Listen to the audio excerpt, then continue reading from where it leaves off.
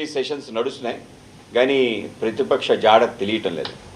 ప్రతిపక్షం కేవలం శాసన మండలికే పరిమితమైందా? శాసనసభ ఏమైపోయింది? నిజంగా ధైర్యం స్థైర్యం ఉంటే అంటే ఒక్క మగాడని చెప్పే ఏవైతే అనేక రకాల సోషల్ మీడియాలో వస్తున్నాయో ఇవాళ అసెంబ్లీకి వచ్చి గట్టిగా మాట్లాడాల్సిన అవసరం ఉంది.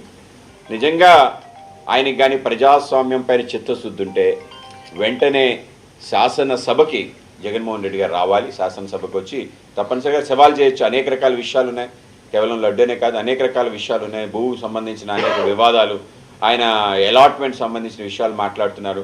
తప్పనిసరిగా చర్చకి సిద్ధం. ఈ యొక్క 1.5 సంవత్సరంలో 10 లక్షల కోట్ల రూపాయలు రాష్ట్రానికి రావటం,